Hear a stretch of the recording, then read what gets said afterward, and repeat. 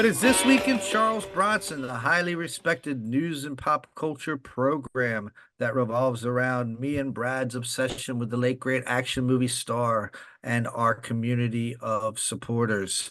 Today, we have our most special guest ever. For the first time, we have an actual family member of Jill Ireland and Charles Bronson, the niece of Jill and Charles, Lindsay Ireland. She's a very special young lady and a very kind woman.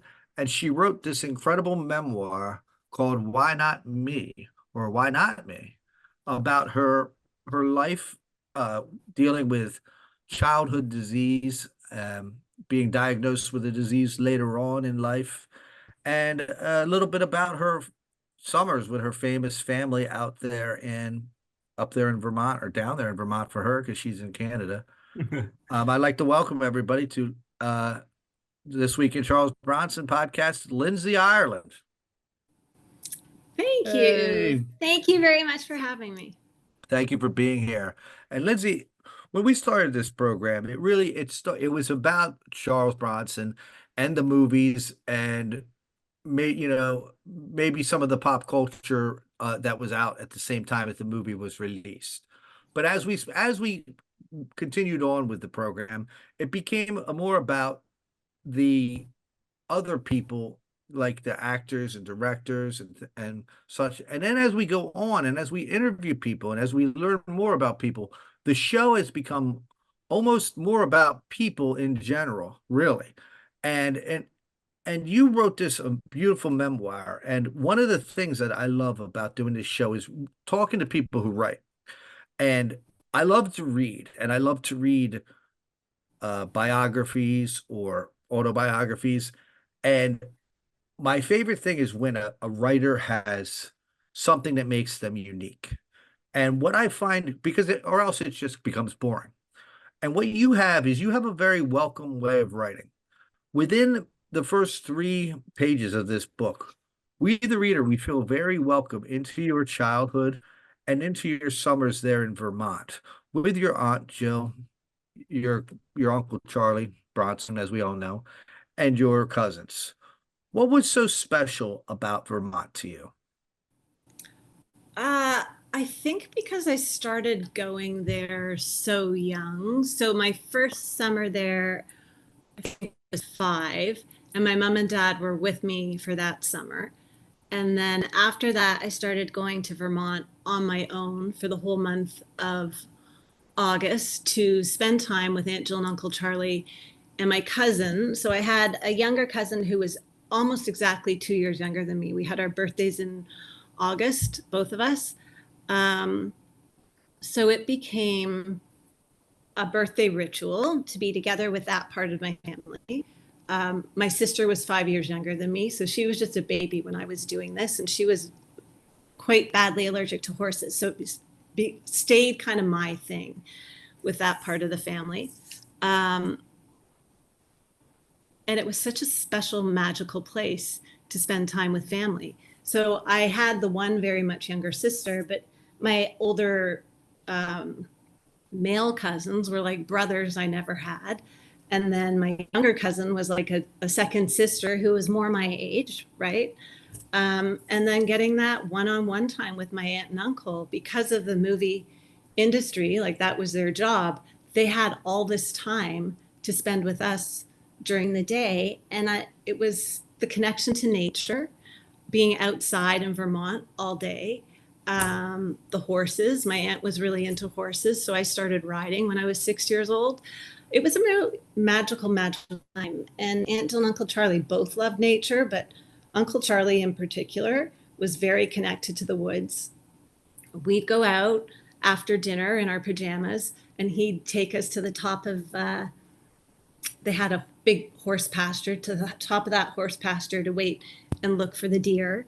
Um, it was a very special spot. It's still a special spot to me. It's where I decided to, it's in the book, but it's where I decided to celebrate my 50th birthday, just to be connected with my family in Vermont, because of my history there, spending all those summers there with people who were so important to me.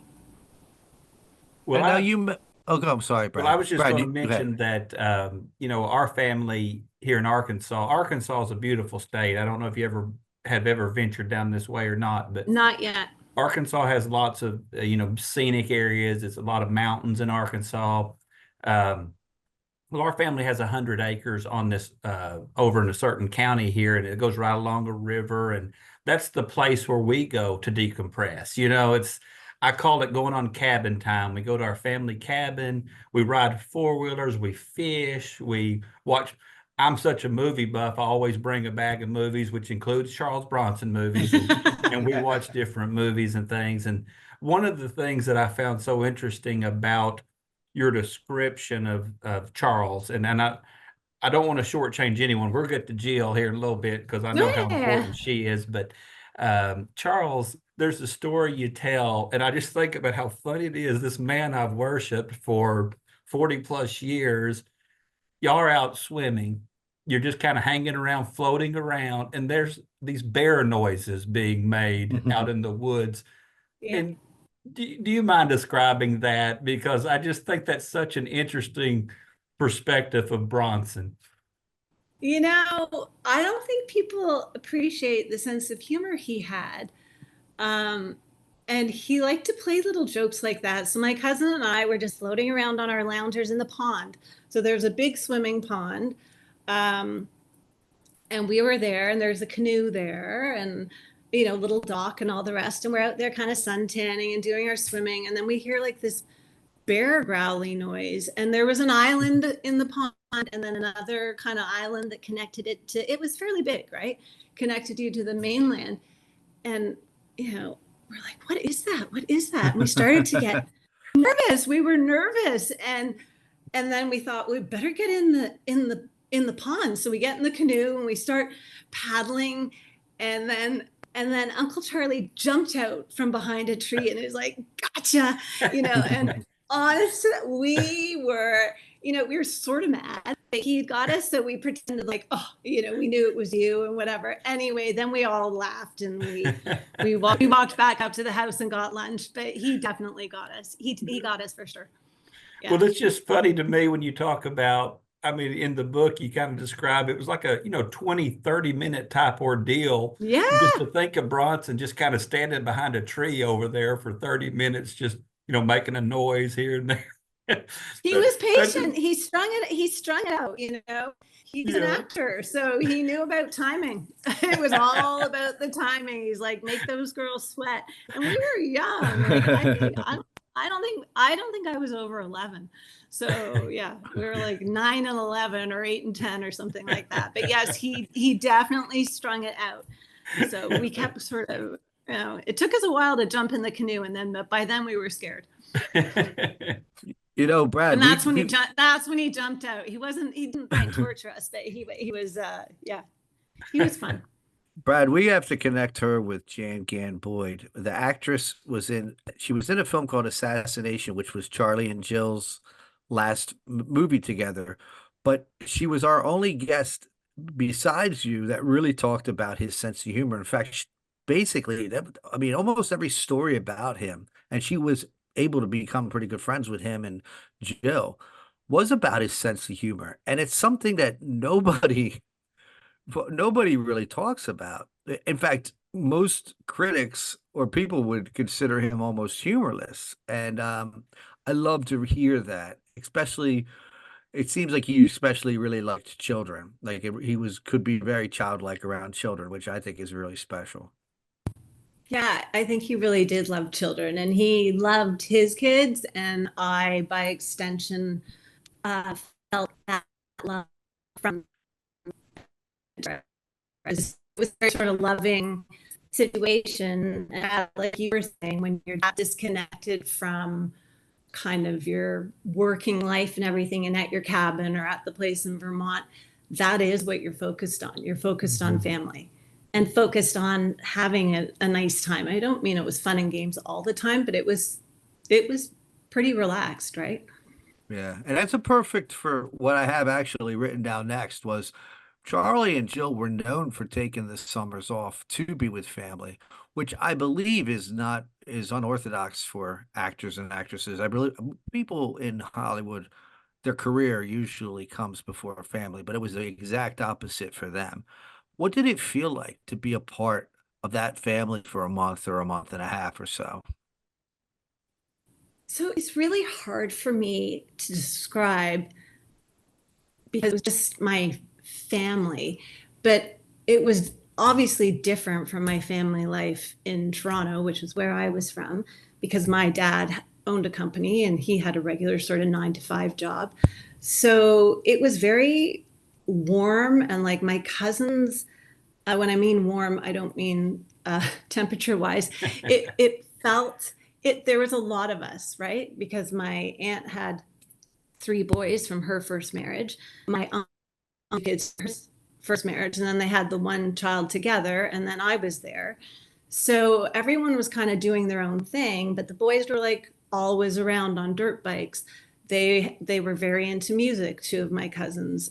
So there was always kind of music around, and Aunt Jill was always off on her horses, and then we'd have our horseback riding lesson every day that she would watch and be sort of a part of. And then my uncle was on his, like doing his thing with the boys, and he was on motorcycles, but he'd pop in and see our riding lesson, and everyone was kind of around the barn, and it was very, and he'd be walking in the woods and we'd be on the horseback on in the woods, and like it just felt very communal.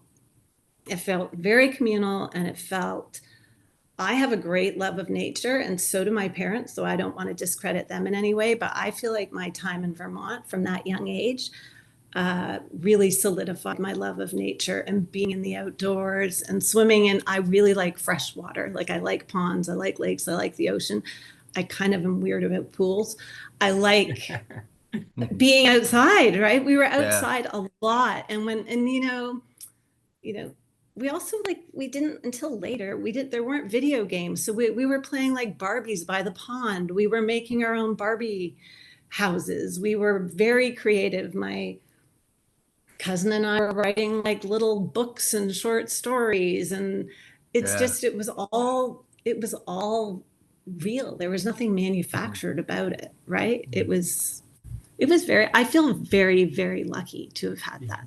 Yeah. When I was a kid and I was like really obsessed with Bronson in the late 80s and that type of thing, I would sit around. I mean, this is gonna sound silly, but I'm just gonna say it. One thing about reading your book is I feel like I'm comfortable sharing who I am, so I'm going to Yeah, do it. yeah, please. So I remember when I would think about, would think things like this. I wonder what Charles Bronson's doing right now. I mean, it'd be like 1988, and I'm like 14 years old, thinking, what Charles Bronson? But in my mind, I always pictured him like in a mansion, like in Los Right, Angeles or out in Hollywood. I never really thought about what you're describing Right. because that's the kind of life I grew up doing. That's what Dad took us fishing. We went out in the woods, you know. He was Same doing here. what I was doing, not what I envisioned that he was doing. I thought he was living it up as a Hollywood megastar, and in a mansion. And I just thought I'd share that because I thought about that a lot while I was reading your book, is just how different the reality of what their lives are and what your life was with them compared to what I imagined in the 80s. Yeah, same here, well, I Brad. think I Oh, I'm think sorry. part of what you imagined is true. They did Mhm. have the big house in Bel Air, like right beside Beverly Hills, and it was a really nice horse ranch farm in Vermont. It wasn't your Mhm. average house, right? But the actual day to day, what they were doing, as you say, fishing, or whatever your thing is in nature, Mhm. fishing or walking in the woods or canoeing or swimming or horseback riding or on your dirt bike or whatever it is, that's true, because all these people are just people. And I'd forget about that when sometimes they would introduce me to other famous people. I could barely talk. And I'm like, I kind of forgot that he was the biggest star in the early 80s, late 70s. I didn't really know that. I was too young, Right. right? Do you remember any of the people that they introduced you to? I know you Yeah. mentioned somebody in the book. I can't remember right now for some Well, reason.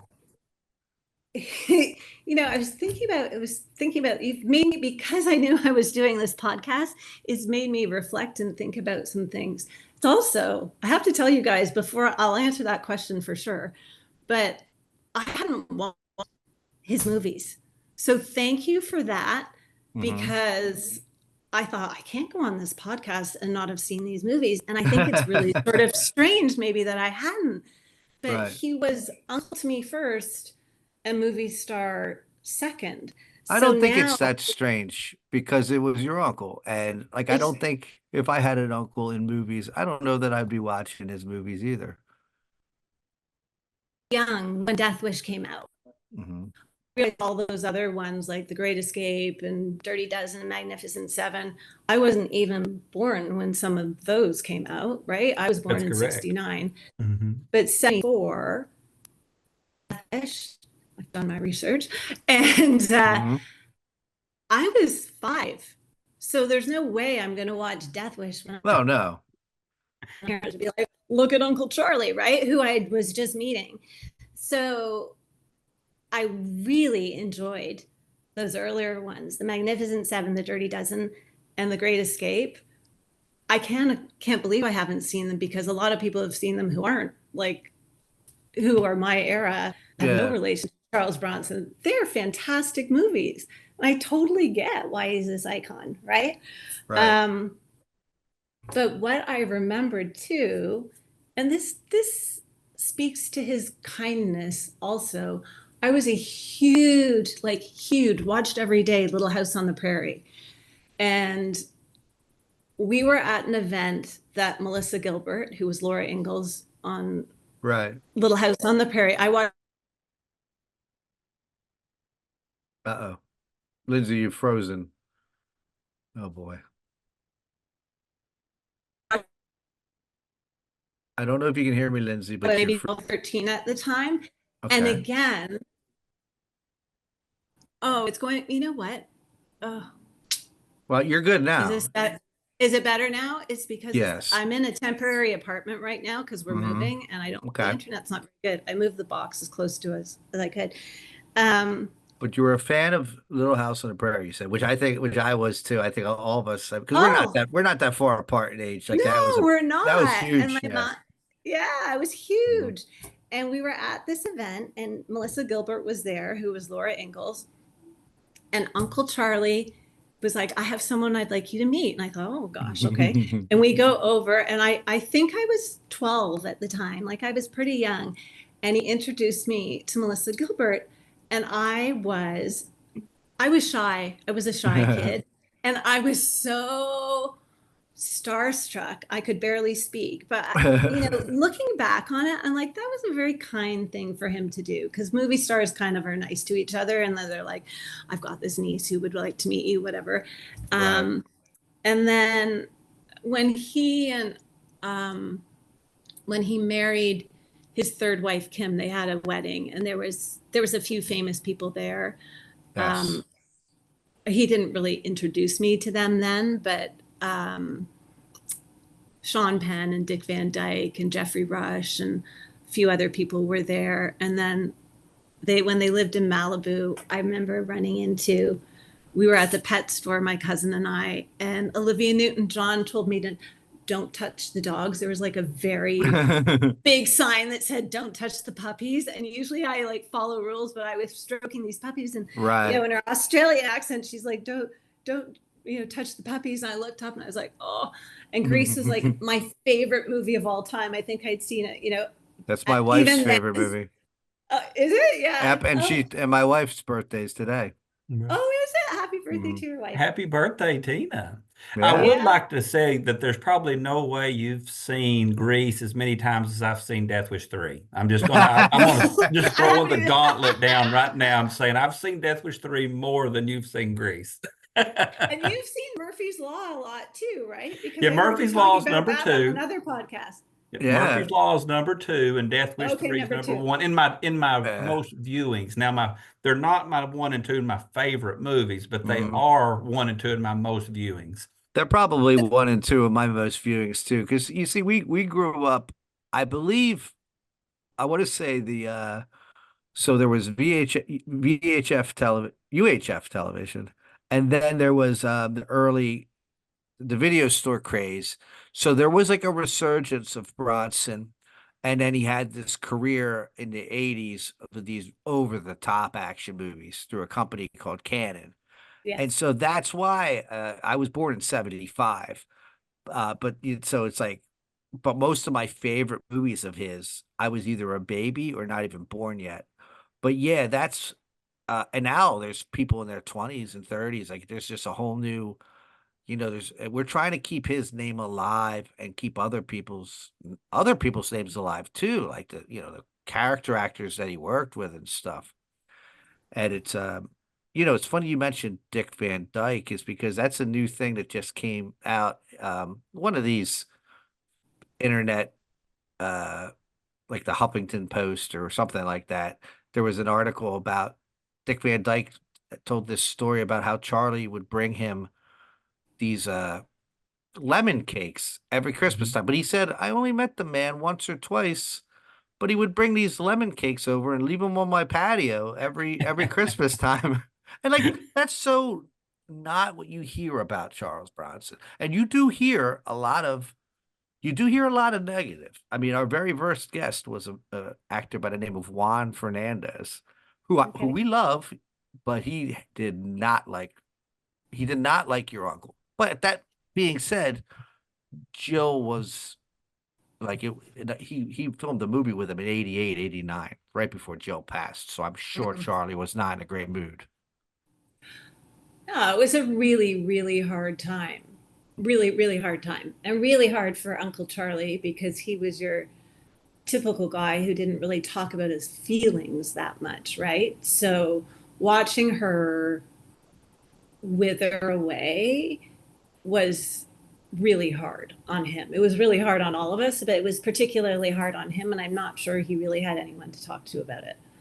Uh, Well, Yeah, do you mind if I bring up Jill for just a second here? Because I'm just going to say, after reading the book, as being a fan of the movies all these years, Jill has always been the secondary character. You got Bronson, and then I think Jill has been very good in most of the movies she made with Bronson. I thought their natural chemistry together was really nice to see. And I've said before in our podcast that I don't know that I would put any other actress, even though they might be more celebrated. I think Bronson's chemistry with Jill helped, in that area. And he loved working with her. And it basically was like, if you want me to, to be in the movie, then Jill's coming with me. And I think she rose to the occasion, gave great performances. But my perspective on Aunt Jill changed some as I was reading this book. And what I would want to point out about that is the way you describe her. She just seemed, I wrote it down as she had almost an enchanting spirit about her and how when things were going bad in your life, we are going to get to that, I promise you, as far as talking more about, I think, the bigger picture, because this book affected me much more than just, hey, I love Charles Bronson. This book was great. definitely. Yes. And but I would like to hear more about Jill and kind of how you felt about Jill, because when you describe driving down the road and I think I put West Lebanon, Vermont. If I got the name wrong, I apologize. But y'all cruising down the road singing your songs and how y'all'd have to turn around, go back to town and get on the phone and call Charles and say, how do we get home? But you describe her as just such a light in your life. And I had never really thought about that when it came to Jill. Would you describe a little bit more of your Aunt Jill, who she really was? I think she was a light in a lot of people's lives. I mean, I know she wasn't Uncle Charlie's, but she exuded light and life, and she loved life. Um, and she had a great sense of humor. She had like the British sense of humor, and she also mellowed out Uncle Charlie. So if Uncle Charlie was, when people speak about him being difficult, I understand that, but she softened him, and which is great. I mean, that's what couples do, right? We're our yin and our yang and whatever. But she, to me, and I say it in my book, and it was one of the reasons why it was so hard when she didn't win her battle against cancer. She was this bright light. And so I, for me to fathom that it could be extinguished was very, very difficult. And I think that's how a lot of people felt because she was sunny and she had this great sense of humor and enjoyed life. And she liked to share that energy with people. Um, yeah, it's funny. A few people have said to me that the book is a bit like a love letter to my Aunt Jill. And I didn't write it with that purpose. But when I reread it too, I'm like, oh, it kind of is. But, apart from my mom and dad, she and then Uncle Charlie would have been part to me. It's what helps make me who I am, right? That power of perspective to see the cup half full, even when she had her cancer, or she broke her leg falling off a horse, or she was sort of like, and she would get lost all the time, like she had no internal GPS. And I'm the exact same, so I laugh about it now. I'm like, oh, she's laughing somewhere. Right, because even with our real GPS now, I seem to somehow manage to get lost. But she loved her family, and they both loved their family time. But she was creative, and she did like to sing. She loved to dance. She was always, they employed a chef in their house, and they had sort of like a house manager person and thing. But she was always like, all the staff loved her too, because she was just, I don't know, real, very down to earth. As I said, the British sense of humor, which could be like really funny and a bit, body at times too. Like she knew how to tell a dirty joke. Right. She wasn't like all prim and proper. She would come across that way sometimes, but she wasn't. And she was, my mom and my aunt and my dad sort of reconnected through the fact that I was born 2 years before their daughter was born, and it became like this great connector again. And my dad and aunt had a very lovely relationship after all that, which was really, really kind of neat if you think about that too. Um, she was a good older sister, particularly in the later years. But yeah, yeah, she I was a have a special lady. She loved fashion. She loved life. She loved the outdoors. She honestly, like, she really enjoyed life. Speaking of special ladies, one thing that jumped out at me from the book, a lot of things I related to, and they were, but one thing that jumped out at me is you mentioned your love of Princess Diana and how you and your aunt were and your cousin were interested in that.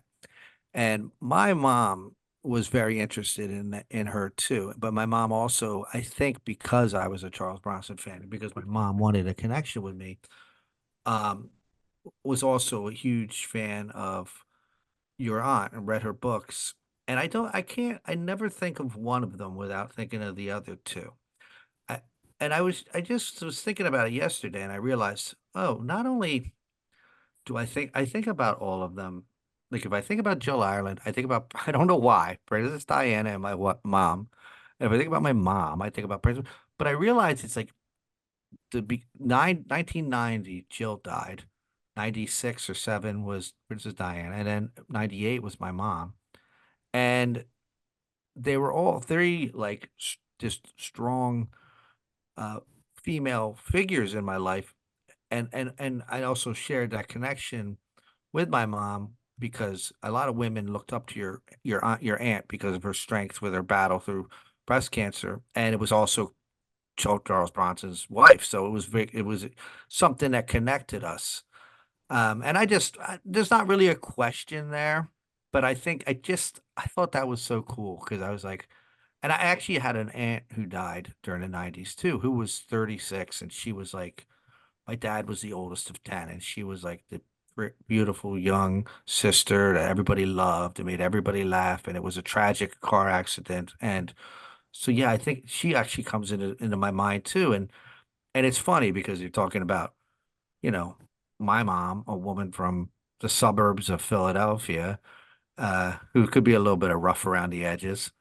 Jill Ireland from England, and then Princess Diana, of course, is a princess. But they all represent to me like a kind of woman that you just don't see anymore, and you're seeing a lot less of anymore. And there's not really a question there. I just thought that was really, really neat. No, it's an interesting observation. And I think they all, yeah, I obviously didn't know your mom, but I'm assuming to you that they exuded a certain persona. So Princess Diana, obviously a lot more than my Aunt Jill, but people were drawn to them for a certain reason, right? And there was Hmm. a positivity and kind of, I think, a love of people Yeah. and a warmth, a genuine warmth that they And hope, demonstrated and hope. right? Uh, Which is a big theme of your book, by the way. yeah. And I think hope is a great connector for all of us. And we all need it for at one or all stages of our lives, but certain stages more than others. Um, but yeah, my mom and my Aunt Jill and we poured over those Princess Diana books, talking about her jewelry and her clothes. And Aunt Jill would give me those books when I was in hospitals to give me something kind of fun and, as you say, hopeful to look at. Plus, at that stage, who didn't love the story of the princess marrying the prince? I mean, we all learned later that it wasn't quite what it seemed, but Right. at the time, it was very sort of romantic and she was beautiful. And yeah, it was fun. Well, do you Let's mind talk if I about. ask you a Oh, go ahead. question following up on that, Hmm. Lindsay? Uh, and it's once again, it's about Jill. And one thing that I've noticed about your book, and I also connect with Jill as well, is there's a real openness. It's like, at some point in my life, I might not have been as open, but at this point in my life, I'm open.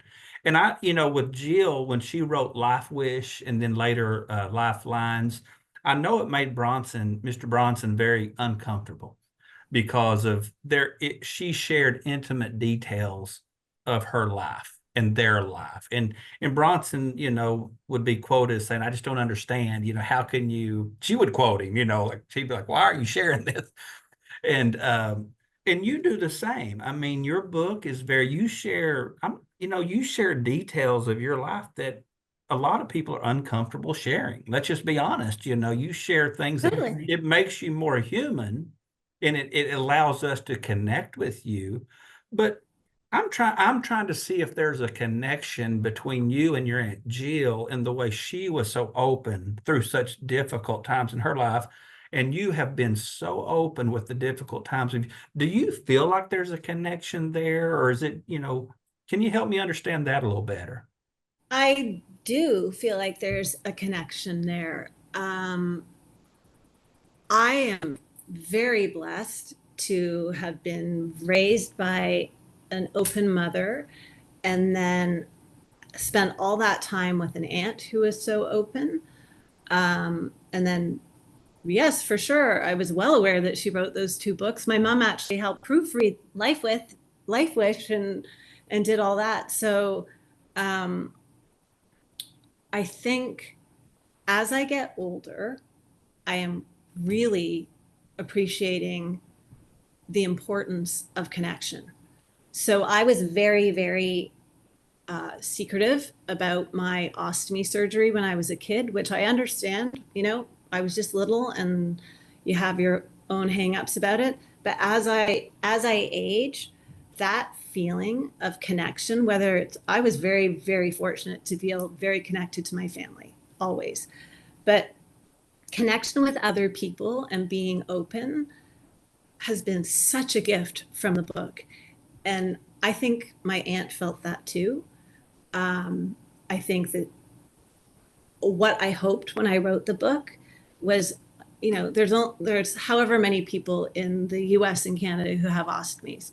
It's not a great percentage of the population, but it's not really about MS or ostomies. It's about, we all have difficult things we go through, and it's how you deal with it, right? We all get dealt something, like, there's a million different things you can list off that people get dealt.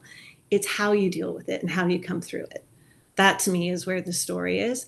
And if you can read someone else's story and it helps you to process what you're going through, or to help somebody else, or whatever it is, it's the human connection, um, is so important. It's so important to all of us, right? And maybe this book doesn't resonate with someone right now, but maybe it resonates with them later, or maybe something in the past, or it just makes us feel less alone. And And there have been times in my life when I definitely felt alone with my illness, even though I had a very loving family. It's reading the emotions that someone's going through. And even if it's not the same thing, but thinking, oh my God, I felt like that too. And you don't Mhm. feel like, you know, alone with it, or like stupid or freaky or whatever that, however you want to put it. It makes you feel like you're just normal. We're all human. Uncle Charlie was human. Aunt Jill was human. I'm definitely human. Like, we're all human. So I think that human condition and recognizing it is hugely important. I think Aunt Jill did that. And Uncle Charlie might not have loved that she shared, their personal lives, because he was very private, right? But I think the fact that she did that, she became a role model for a lot of women who were going through breast cancer. She never had the reconstructive surgery. She just had the double mastectomy and stayed that way. And I think for someone in her industry, that was huge, let alone, right? I mean, Mhm. the physical being is so important to Right. actors and actresses.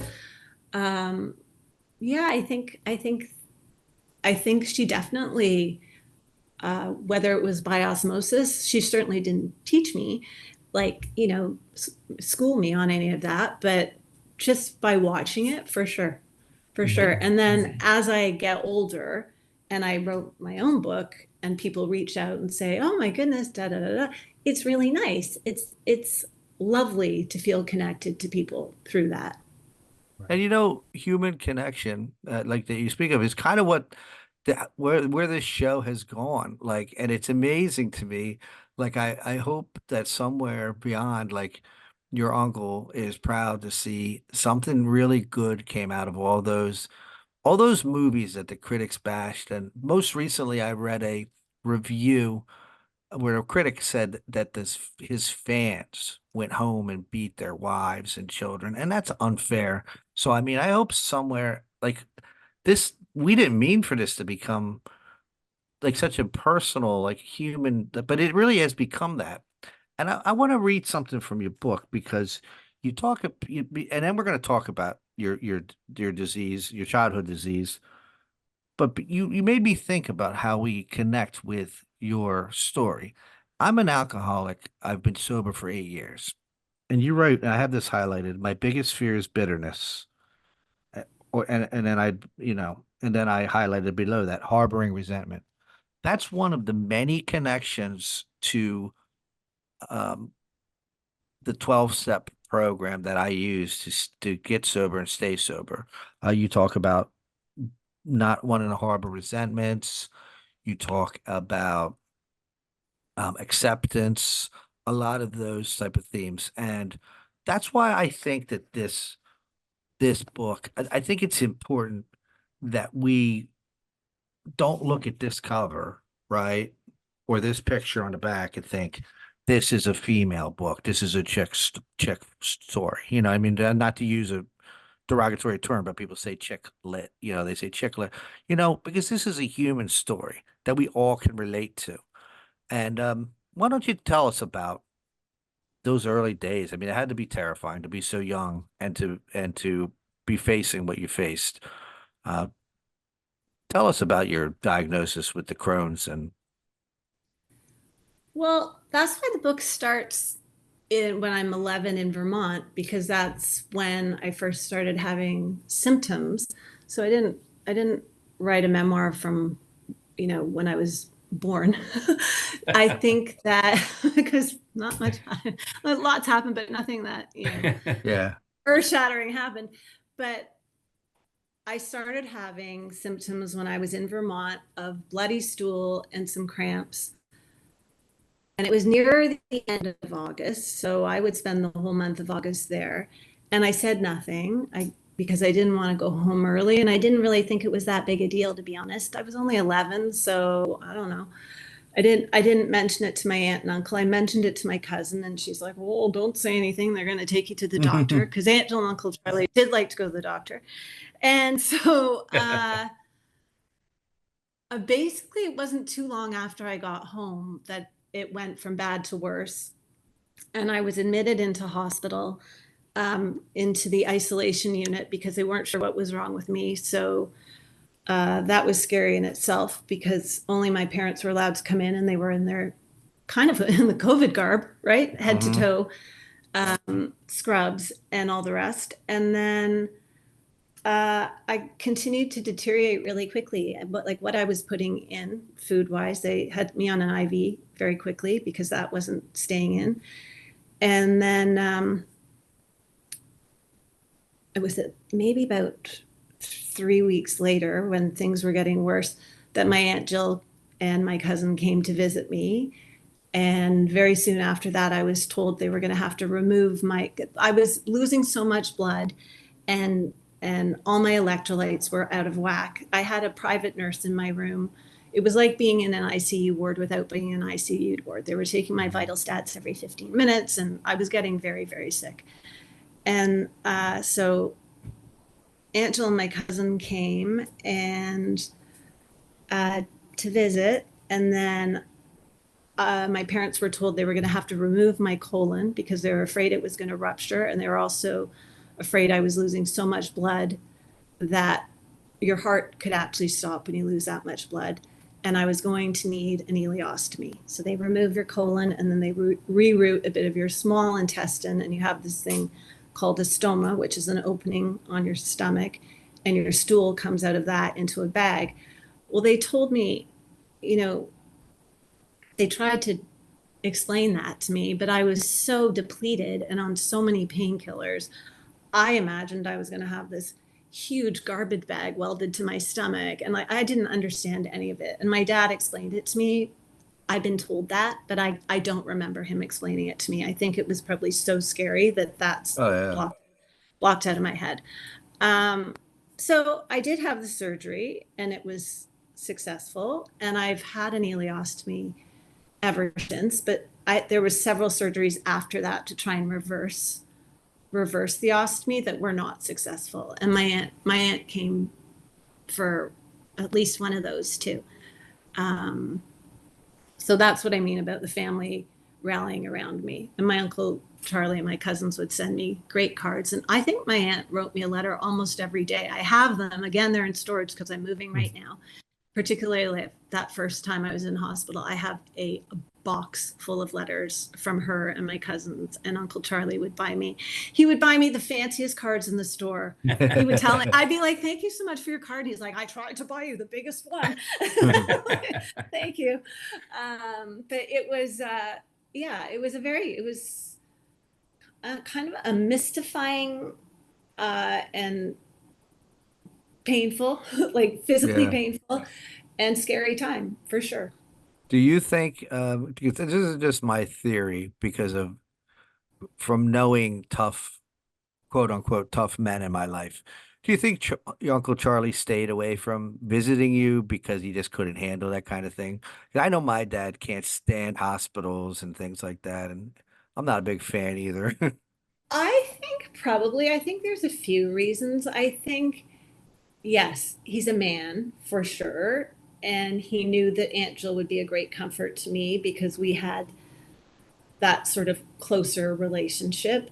I think also he was so famous at that time, he wouldn't have wanted to create a distraction.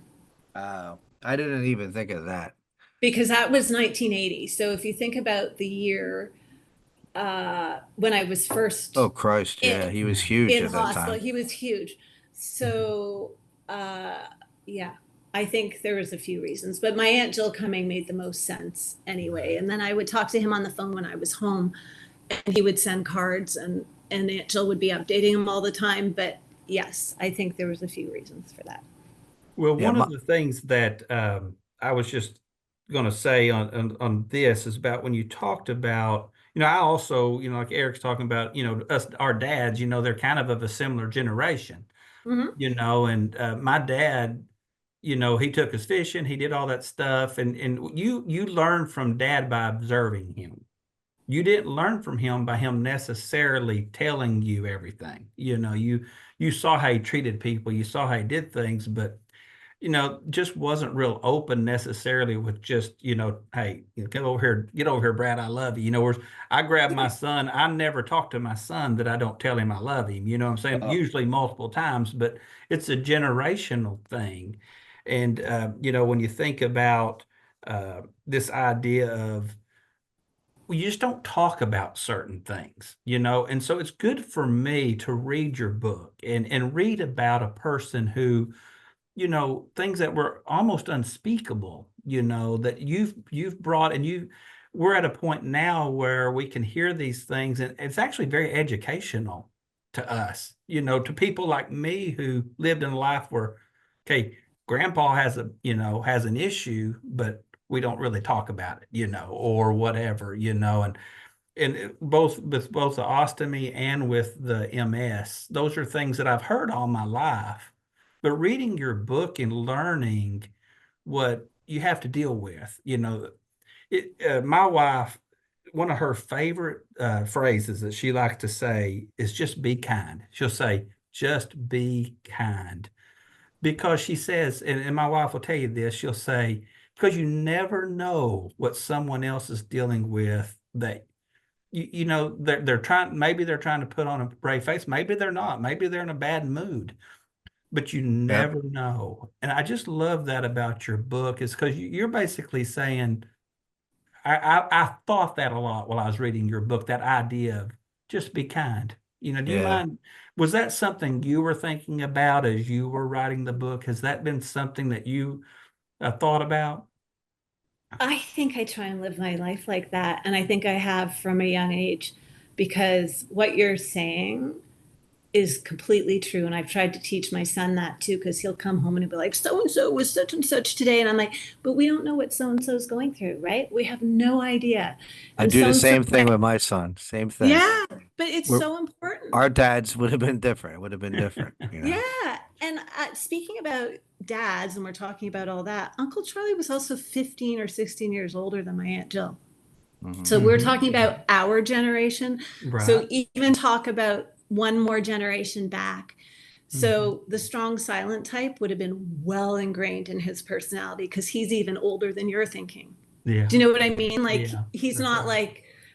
like so but yes, I totally subscribe to that be kind theory. And I think that's just how I've been since I was a little kid. I was always the nice kid.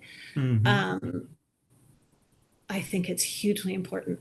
I think it's hugely important to remember that people can be having a bad day for a myriad of reasons. Some people are just, they don't want to grow, and they're stuck in their little ways. But a lot, like, we don't know what people are going through, and we don't know why they're stuck in their little ways either. Like, we don't. I like to like live like that. Doesn't mean that you necessarily want to hang out with them. You can choose who you want to hang out with if that's how they're going to be and it doesn't suit you.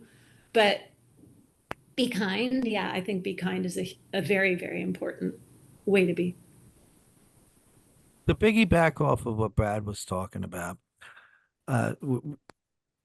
especially with dads, like I mean, I think Brad would probably agree. Like we weren't really talked to or told about anything as boys. I don't know if from reading your book, it sounds like it was different with you.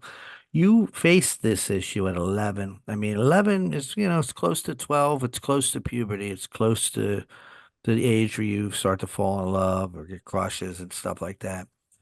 And it sounds like you had a lot of support or as later on in the book, you say, you find out your angels, as you're talking to your masseuse. It sounds like you had a lot of support in that arena with you from your aunt and from your mother, where, you know, I mean, those things are, those things are hard enough to go through without going through them with your body turning on you. Your body's everyone's body's changing at those ages. But yeah, and on top of that, to use your own turn of phrase, I believe you said somewhere in the book something that your body was turning on you, kind Yeah. I mean, my body, I feel like it's turned on me a few times. So, do I trust my body? Maybe not. But yeah, to go through puberty at the same time as all that, I did have a ton of support. My dad's dad had had a colostomy, so he had a certain amount of understanding about it too. And I was always the type of person who had a couple really good close friends. I wasn't part of a big pack. of. Um, and I had really good friends too. So people didn't treat me differently after my surgery. And my mom and my dad and my sister embraced me, and so did my close friends, and obviously so did my aunt and uncle and my cousins and stuff.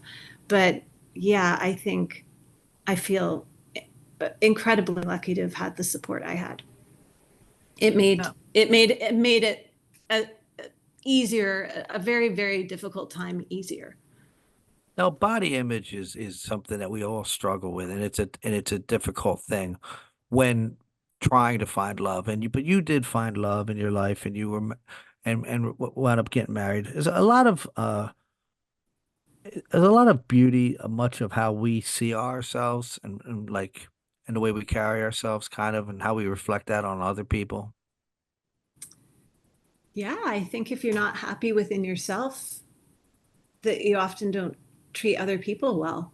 Because you could have So, given up on love. You could have thought you could have gave up and thought, oh, no one's ever going to love me with oh this. yeah, no, I know. So that was never an option for me. I'm Mhm. married twice, right? Right. Yeah, no, I didn't give up on love, but I've been really, again, I've been very well loved, Mhm. um, and I think, I just wrote a blog either 2 weeks ago or whatever, and people ask me a lot about resilience. So why do you think you're so resilient? Well, I think resilience is built a lot of different ways. But I think one of the ways for me is having been so well loved in my life, it's given me a certain amount of strength. Um, and Where can people also, find your blog? Where can I know where it is oh, now. lindsayarland.com. Yes. Okay. Yeah, 'Cause lindsayarland.com. I just discovered that with your email yesterday. I was like, oh, this is great because one of my questions was going to be, where can I read something else that you wrote? But Oh, there you go. Yeah, lindsayarland.com. Um, but I think I I believe that, and I think that becomes part of who you are. So my mom, my dad, my aunt Jill, my uncle Charlie, my cousins love, my sisters love, my husband, my son, you know, all of that helps build me up. hmm And I like to give it back too. So also giving back is another way to build up resilience and build happiness in yourself. And I think what you're saying is true. If you have, not to sound completely corny, but like a happy heart, then what you're giving out, hopefully you're receiving some of that back and vice versa, right? Well, I do It's want to it's corny, commend but I you. think it's kind of true. That is Yeah. true, and I want to commend you on something because I'm just going to be honest with you. Uh, Eric, let me know about you from the standpoint of, hey, there's this lady named Lindsay Ireland out there who is Charles Bronson's niece, and he had discovered you. And Eric, you can fill us in later on how you did, but so whenever I went out and bought your book, because you and Eric had made contact, and we were talking about possibly, having you on the show, which we're so glad we Yeah. did. But I'll just be honest with you. I started reading the book to learn more about Charles Bronson. I wanted to hear those little snippets and Jill and your cousins. And, I wanted to hear about the farm in Vermont because these are things I've heard about all my life. And so I'll be honest with you, when I first started this journey here related to you, you weren't a big part of it. I was thinking, how can I learn more about my hero Bronson? Hmm. Well, I'm just going to tell you, somewhere along the way of me starting to read this book, I started thinking about deeper things. What I'm saying? I started Hmm. thinking about, okay, you know what? How can I make sure my wife is seen and heard? How can I be a better husband? How can I be a better human being? How can I be a better dad? And how can I see the world maybe a little bit different way than kind of how I've been conditioned to and how I have up to this point in life? And I don't understand how you did that to me. Because, I was just going in here to learn about Bronson, and all of a sudden Right. I want to be a better husband. I want to be a Well, better dad. thank you. Mhm. This is So so great. how did you do that to me, Lindsay? Have other people told you this? You tell me, Brad. Yeah, what's up with Uh, this? I agree with Brad. I do. I agree with him. And it's all because we watch these violent movies that people saw. I know. Oh my God. Anyway, we'll get to that after. But thank you for that. That means a lot to me. You know, you write a book hoping people will take certain things from it, and it sounds like both of you did. So that means a lot to me. It really means a lot We're to me. just trying to get you to cry so we can win some kind of podcast, Emmy. You know what? I might. So No, but I agree trust with trust Brad. me, my Like, emotions are very close mhm. to the surface. So yeah.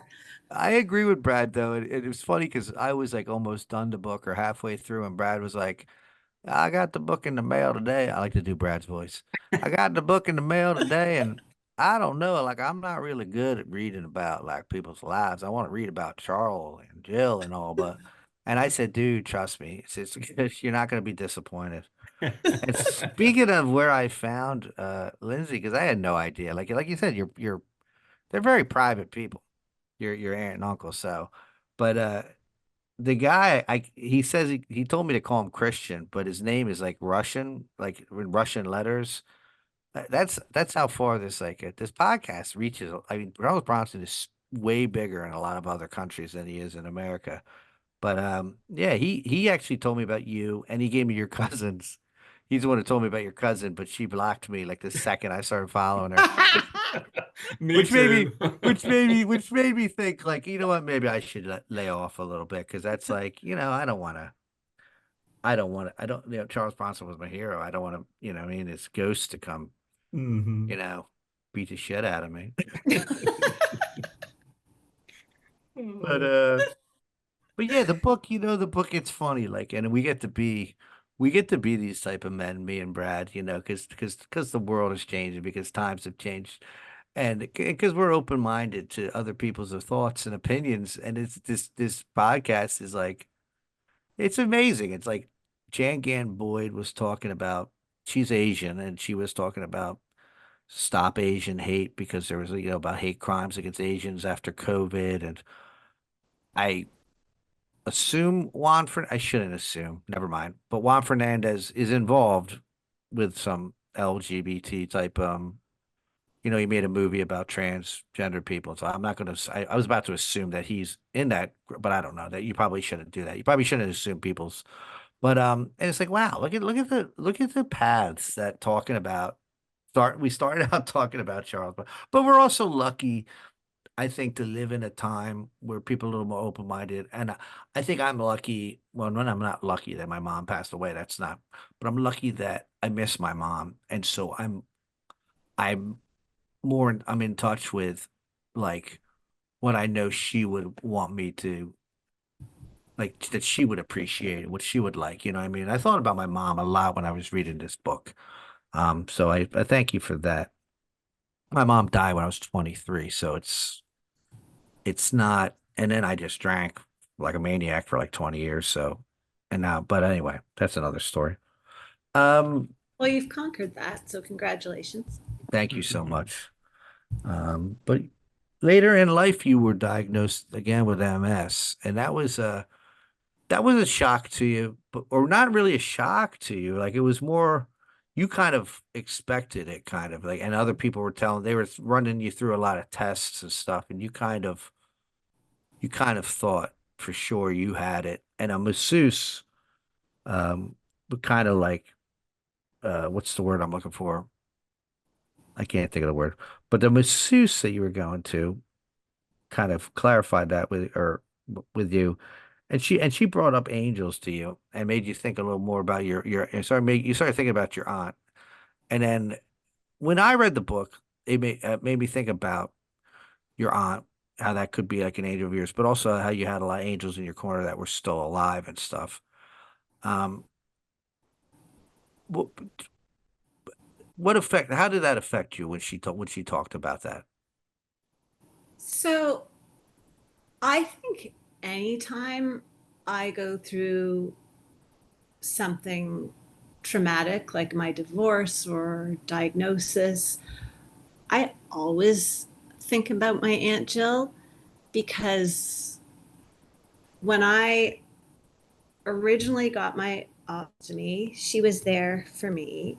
And then when she was diagnosed with her cancer and then had her double mastectomy, I was there for her. But when she had that surgery, I felt like we were almost comrades in arms. Like I really felt like I had someone who understood what it was like to be, this might sound like a big term, but mutilated, right? The ostomy, my body looks different in a, you know, pretty private place. Mhm. And I feel like it bonded us in a way that you don't want to be bonded for that reason. But I always think of her. And when I'm at we have a summer cottage on a lake, a little house on a lake. And when I'm swimming and I'm outdoors and I'm swimming on my back, I swim on my back a lot because it's easier for my neck. And I look up and I see the trees and I often think of her and of Uncle Charlie because I did a lot of swimming in that pond in Vermont and I would often go crooked and I still go crooked because my one side is stronger than the other. And he'd be like, Lindsay, so I didn't crash into the shore. And sometimes I'll see a little bird in the sky and I'll wonder if it's her, quite Mhm. honestly, watching. I feel I'm not religious, but I feel like I'm a spiritual person. So I feel like her spirit is with me a lot. And when I need her spirit to be with me, when I'm going through a hard time, because I do have my physical people here on earth, my mom and my dad and my sister and my Mhm. husband and my friends or whatever. But when I need her spirit, I I channel it fairly often and I miss her. I Mhm. miss him too, but I miss her because she was the one that we would talk and more. He Right, did things in quiet, smaller ways. right. Um, I miss him too, but I miss the way that she would make me feel. She would make me feel sort of pretty and girly, at the most awkward stages in your life. Right. Mhm. Uh, yeah, I think I think when that masseuse Diana asked me who if I have an angels or whatever, yeah, I have my angels here on the ground, but my spiritual angel, I always think of my angel. Right. There's a song from Noon Till Three that you mentioned in your book called "Hello and Goodbye." Oh, now you are gonna make me cry. Okay. I know. Well, I did you did you ever think about taking you could take like just the stories about your aunt and uncle and make a book called that, Hello and Goodbye, but it might make you cry here, but you were blessed to be able to say goodbye to both of them. Yeah, Um, very much so. how does that make you feel? I mean, besides blessed, obviously. I would have, I think I would have liked to have said more to my Aunt Jill. Um, she wasn't ready to go. Right. So even when I was saying even when I was sitting at her bedside, and we both knew it was the last time, but she didn't say goodbye. And so I didn't want to, because I knew that she wasn't ready to. So Right. in a way, I got to say goodbye, but I'm not sure I could have articulated. I think she knew how much, I know she knew how much she meant to me. And Right. I did talk about that with Uncle Charlie later. And he said to me, oh, she knew, like she knew. Mhm. Right. Right. Um, and Uncle Charlie, I got to see him fairly soon, like fairly close to when he died. So I feel very fortunate that we had that last visit in Vermont. My sister, my cousin, and he was there, and he was, you know, the dementia was definitely showing at that point. Um, so I'm glad I got that time with him, and I'm glad I got to tell him how much it meant to be there. Uh, and we talked about my MS diagnosis in front of him, and he looked sort of confused. I had written him a letter, but I'm not sure that he ever got it or whether he remembered he got it. And he looked so pained. And I just said, Uncle Charlie, like, I'm fine. I'm good, and Mhm. I'm happy to be here, and like, don't worry about me. Oh, Um, and yeah, both scenarios were very important to me. And my aunt, that last visit with my Aunt Jill was completely and utterly heartbreaking. And the way you described it in the book was hard to, it mhm. was hard for me to read even because I, of course, could completely visualize, maybe not completely, but I had a strong visual of what you were saying there. And it was hard for someone who really, I'm not ashamed of it. I mean, Bronson and Jill Ireland have been a huge part of my life. I Yeah. mean, I may not have known them, but to think of them in that situation, that affected me deeply as well. To Yeah. read that, your book is your book paints pictures. It paints Yeah. pictures that not only of them but also of your own situation in life. But it was hard to read. It was very hard. Those Mhm. parts were very hard to read for me. Her and Bronson. I And cried a lot when I wrote that.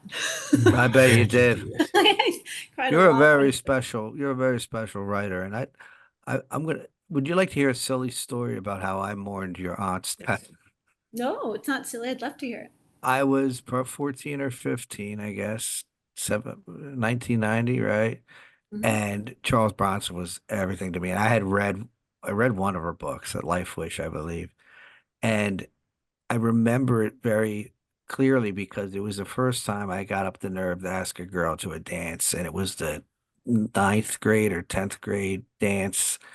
And she got grounded a day or two before for having a boy at her house who was was our friend that we all knew was gay, but I guess her dad didn't know that. But um, so me and my buddy, we didn't know how adults mourn. So I don't know why we did this, but we bought cigars at the little drugstore and we rode our bikes to the church near the school. We watched all the people drive in that were lucky enough to go to the dance. And we sat there and we prayed and I don't even remember what kind of, it was a Christian church, but other than that, I don't remember the denomination. And we smoked these cigars and but I know it's silly, but that's what we did. It's Brad, not silly. Everyone has their mhm. rituals, right? Yeah. That's And right. Brad, do you have any more questions before I ask? I want to ask one saucy question and you don't have to answer it. Sure. Well, I was going to ask a question, Oh or my God, I hope maybe I know the answer. Mhm. it may be more of just a comment based on following up on something that you said earlier, Lindsay, about how a person could read your book today and it might not mean the same thing that it might mean to them in 10 years. Because you mentioned in your book how important therapy has been to you in terms of coming to terms with certain things in your life. And I'll say before 2018, if you'd have asked me to go to a therapist, I'd have said, that's not for me. I can figure that out on my own. Because one, I just wouldn't want to share that much about myself. But so if I had read your book in say you'd written this in 2016, that would not have meant much to me. But in 24 when I read it. And I have been a person who, there was a time I was so low and that I felt like the only way I could somehow move forward in life was to seek someone I could speak with and help me deal with these issues I was dealing with. And it had to do with I went through a divorce and some things like that. But um, I'm just going to tell you, 10 years ago, I'd have said, I don't need any therapist.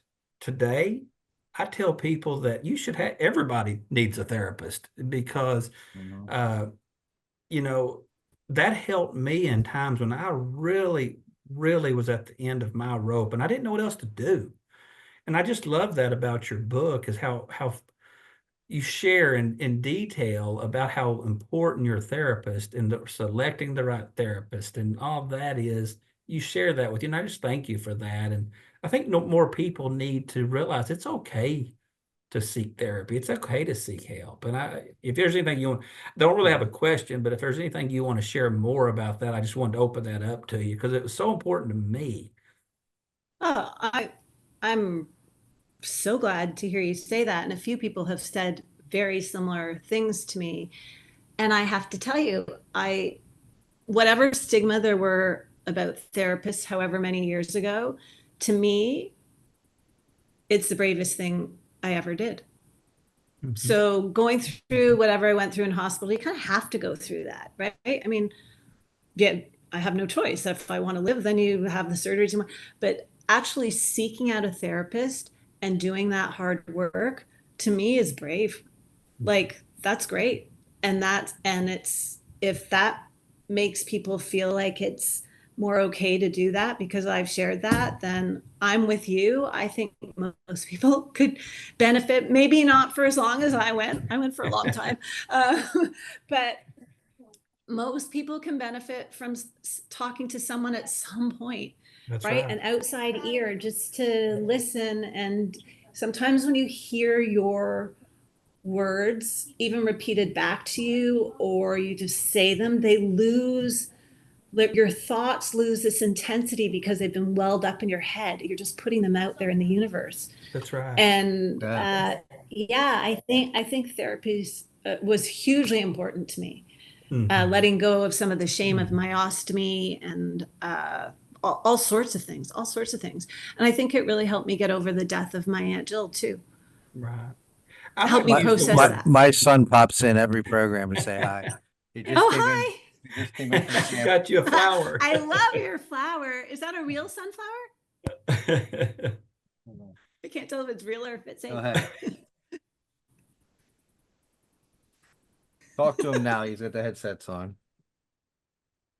Oh, is that a real sunflower? Yeah. Is that from the garden or is it a fake one? It's from a garden at Steyer's. We also picked peaches. Oh, very nice. I love it. That'd be fun.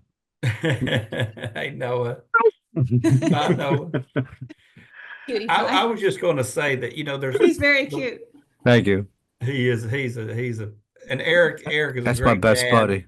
They have the best time together. He shares, Mhm. pictures of all the stuff they do. And it makes me, my son is 24 years old now. So it makes me miss those days when Hank was, I was like his greatest superhero, back in those days and Yeah, taking him to do the things that Eric is now taking his son to do. So. it Yeah. goes by Yeah. fast.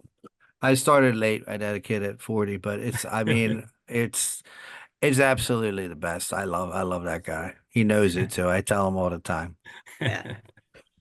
He's watched a little Oh, bit of Charles Bronson with me, but he's not really allowed to watch too much of it. The White Buffalo is the one we watch over and over because it's not really anything bad in it. It's a Western. I don't know White Buffalo. Now I'm gonna have to watch that. You're gonna have to watch There's it. so many. Lindsay, it's almost impossible to watch Lindsay, them you've all. got a lot of catching up to do.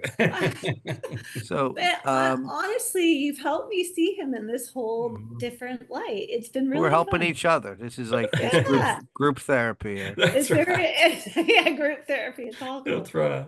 And now you can answer this next question with Okay. no comment if you would like, but I'm dying to know what you or anybody, because I know how I feel, but it's only in my own mind because I don't know I don't know the person, but his wife Kim. Oh, are you? Like, So what's how do you feel what's the about her? question? How do you feel about her? Okay. Oh, it's a complicated question. So she came into his life. They were set up by somebody. What I'm going to say about Kim is she was never anything but nice to me, which I find quite remarkable because I'm the dead wife's niece, Hmm. and she was only kind to me. Full stop. Okay. I Well, had a that's feeling. great. Okay, yeah. Yeah, I honestly don't have enough facts Right. to share with you. That is a fact that I can share with you. Okay. I don't think Um, she's a fan favorite. no. I think we have things in our mind about her from things that we know, but also from things we just made up in our heads. And I'm going to leave it at that. Well, you deduce things, right? Mhm. Right. So Mhm. probably deductions are, close to accurate anyway. Mhm. Um, yeah, I don't know her that well. She came to my first wedding with Uncle Charlie. Mhm. I spent some time in Malibu with my cousin when she was there. They were very gracious to my ex-husband and I and my sister and her husband when they were getting married. Mhm. Um, and then when Uncle Charlie was doing, I think it was Family of Cops was being maybe filmed in Toronto. He was in Toronto for Family of Cops, and she came for part of that. And my ex-husband and I had dinner with the two of them. Um, but I don't know her very well, and all the things you deduce about her are probably close to accurate. But she was very good to me, Right. which I You always just thought was remarkable considering I was Lindsay Ireland and he was married to Jill right. Ireland. Right? Do you know what I mean? Like it would have been Right. very easy to just be like, I don't want her in my house. I don't want her in Vermont anymore. And she Mhm. did not do that. Right. Was he sick when so I don't, there was three Family of Cops films made, so I don't know which one you visited him on the set of, but I know the last one, he was visibly not in good health. Would you agree with that, Brad? That third Yeah, in Family Family? of Cops 3, you could tell Bronson he had a hip replacement surgery somewhere in that or Yeah. either had one or needed one. You could tell he wasn't moving very well, but He was hobbling a bit. yeah, yeah, Mhm. I haven't seen those. right. But Just when you like, visited him on this set, and I'm not going to watch those. was dementia starting yet, or? I think at that point he was pretty good. So I want to say when I visited him on set, it was probably the first Family of Cops, and my Okay. cousin came to Toronto, and we all visited then. And then it would have been a later one, either two or three, maybe, that Hmm. Kim was there too, and we went out for dinner. Um, you could see he was slowing down by that point when he was with Kim. So yeah, it's hard for me to say. I mean, definitely at the end when I was seeing him, it was very apparent, Right. right? Um, and I'm trying to think after Aunt Jill died and we went to see my dad, sister and I went to go see him, and he took my dad and I to the Malibu house. He seemed pretty good then. So that would have maybe been, I don't know. Be- before we close up, I actually have to backpedal a bit because I forgot to write this down. But as Charles Bronson fan, we can't let you go without the story where you thought there was an intruder outside because in that part of the because that was like something from a Bronson movie. That's real Bronson right there. Hmm. It felt, I mean, so when I'm like watching these movies, I'm like, oh my God, that is what it was like. Like, uh, and we toured, like, so the house was sort of set up with the boys' room on one side, but my cousin and I were in it for that that summer because they were coming late in the summer. But you had to run through like the whole rest of the house to get over to where my cousin's bedroom usually was, which was right across from Aunt Jill and Uncle Charlie's, and they were very private about their bedroom. Like my parents, the door was always open and you could like whatever, but theirs was their sanctuary. So we sprinted across that house in the middle of the night and knocked on the door and said we thought we heard someone outside. We did. I'm sure that I still hold to it that we did. And he's like, answered in his robe and then shut the door, put on his sweatsuit, had his gun.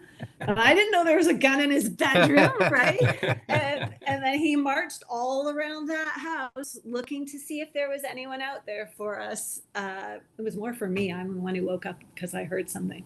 But yeah, that was a true Uncle Charlie moment. Oh, I love that story. Yeah. A couple elements of that story that really struck home with me is my wife is also like the bathroom area is our spot. You know what I'm saying? Yes. Yeah. No kids are allowed in there. I just found that interesting how that coincided with my own life.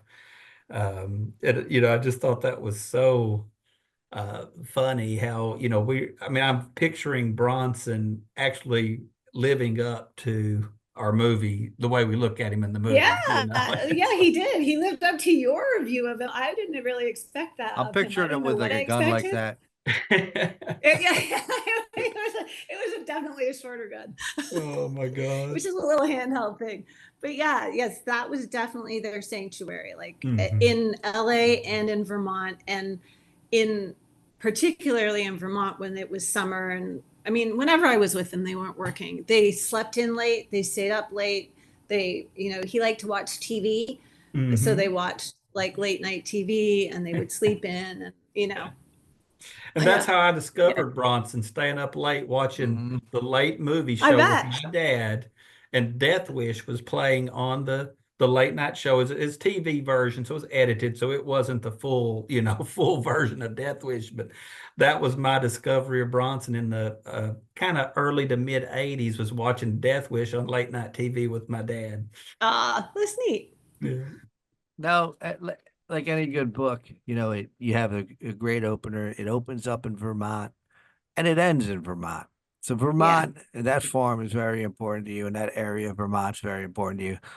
Tell us about, after your Aunt Jill's gone and your Uncle Charlie's gone, going back to see your cousins and celebrating your 30th birthday, right? 30. Yeah, something like that. Add 20 years to that, Eric. It's okay. I feel blessed. Every birthday is a blessing. So there you go. Yeah. Yeah.